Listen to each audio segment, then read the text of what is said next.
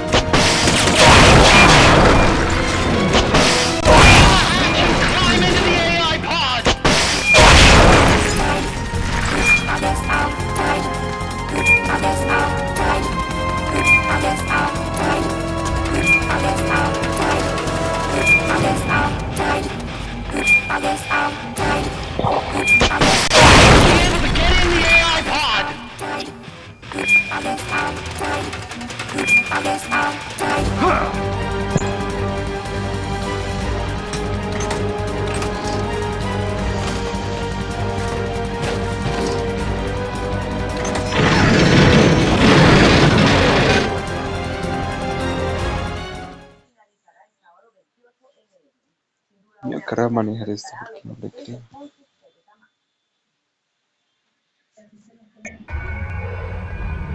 All the AI's memory boards before the pod's ejected. The black memory boards are locked. Go after the boards with icons over them.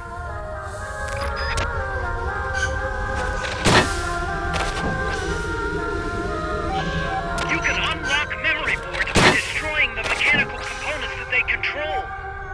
Any boards you remove can be used to build our own AI weapon. Memory boards have different functions according to the icons displayed over them. Go ahead and take whichever ones you want.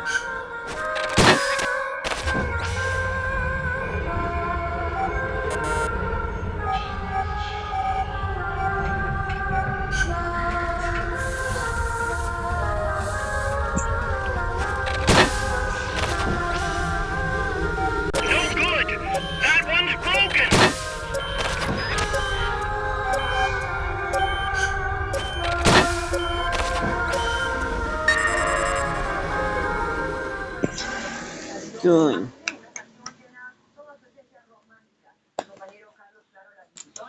No.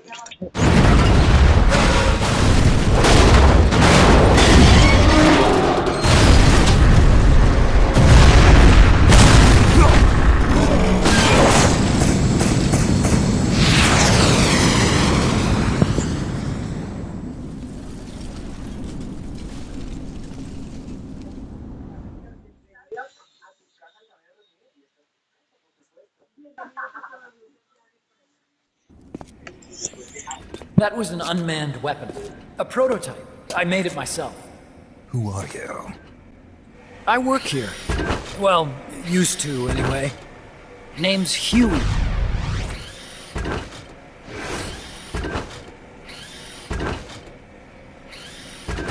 And who might you be?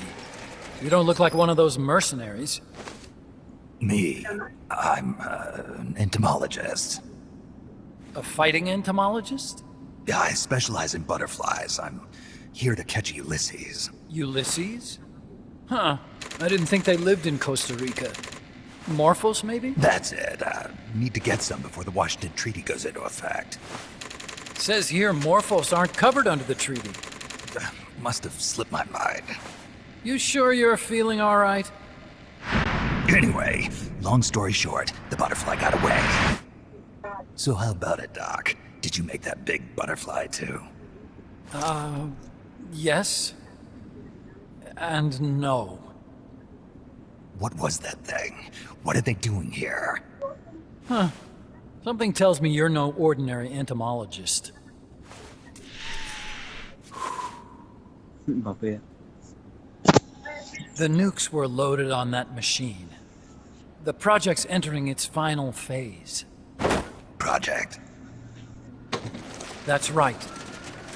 The thermonuclear warheads they brought in, the bases scattered throughout Costa Rica, the mercenaries, the AI weapons, the research we were conducting here. It's all for this. We used this facility to develop unmanned weapons. Unmanned? Robots. The one you just fought was a pupa. There's also a flying type called chrysalis and a treaded type, the cocoon. Motor control, target detection, tracking, attack, capture, and transport functions are all controlled by an electronic brain. There's no need for a human pilot. They can only follow simple commands, though. Why build them here? For the CIA. They invited me here a year ago. That's who that guy was.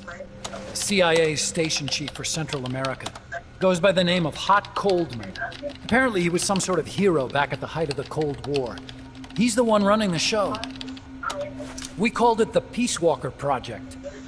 Peace Walker. They're going to deploy a new type of nuclear weapon along the Caribbean coast of Latin America. A mobile, unmanned nuclear platform. Unmanned nuclear platform. A failed deadly system that can automatically move into position and launch a retaliatory nuclear strike. It can move on its own, and stealth shields it from radar and satellite detection, drastically reducing the risk of it being destroyed in a preemptive strike. And this is the new deterrent? Supposed to be. The problem is the locomotion system. There's no dry season in the Caribbean. It rains all year round.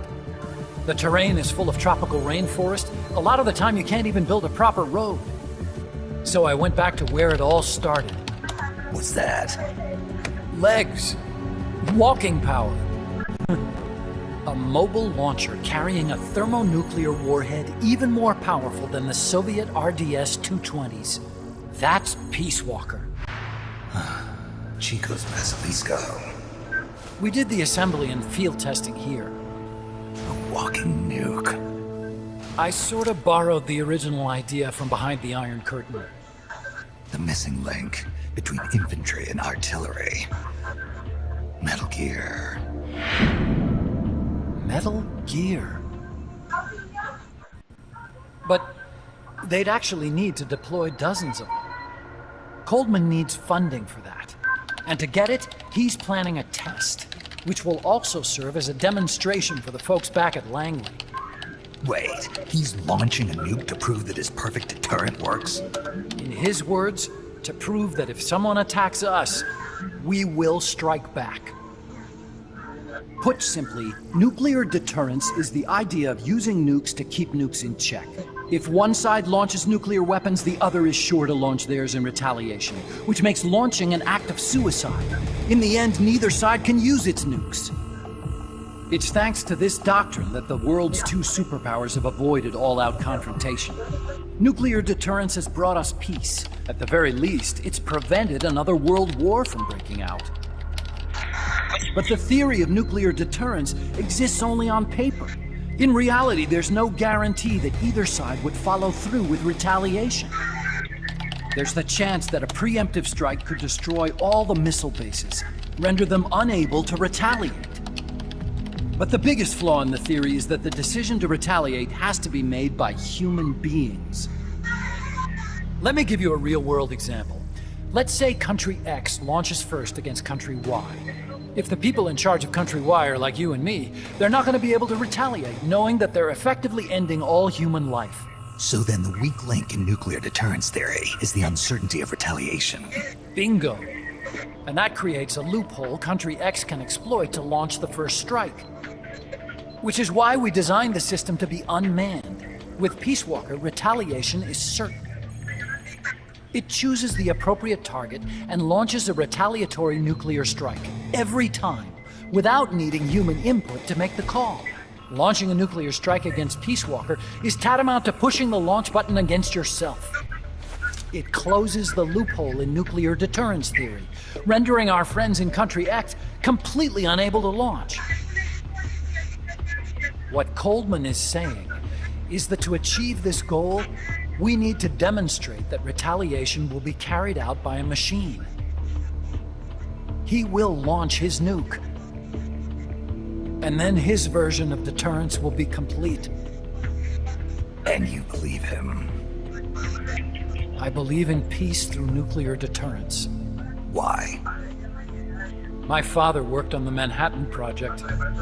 He put his whole life into that research. And all it created was this illusion of peace called deterrence. And then I was born, unable to walk. I had no choice but to face up to the nukes. But if they do end up launching, it'll all have been for nothing. They've got to be stopped. Where'd they take the warheads? To a base near the border. The final test is 5 days from now. Where's the base? You're gonna stop them? It's kind of a hike. And besides, there's a surefire way to halt the project. You see, Peace Walker isn't quite finished yet. What do you mean? It's missing one last critical structural component. The AI. Its brain. The reptile pod, the electronic brain I was working on, can only follow commands like, go there, attack that. I guess you could compare it to the human cerebellum. But for nuclear deterrence to work, it must function in place of a human decision maker. It needs something to analyze the huge volumes of data coming in and select an appropriate target for retaliation. Hence, it needs the high-level decision-making ability of a cerebrum. A mechanical cerebrum. The hardware configuration is modeled on the human brain, similar to the pod I worked on, but its role is completely different. Where's it being made? A research lab to the north. An AI expert named Dr. Strangelove is developing it. Very hush-hush. Dr. Strangelove. Strangelove was recruited from the States, too. In the field of AI, there's no one better, that's for sure. But man, what a basket case. She hates everybody. Go to the lab and destroy Peace Walker's cerebrum. I'm pretty sure they haven't finished the final calibrations yet. I'll lend you my ID card. It'll get you through security at the lab. Oh, and one more thing. What's this? A letter of recommendation? Yeah, it's from me to Dr. Strangelove. Don't read it, okay?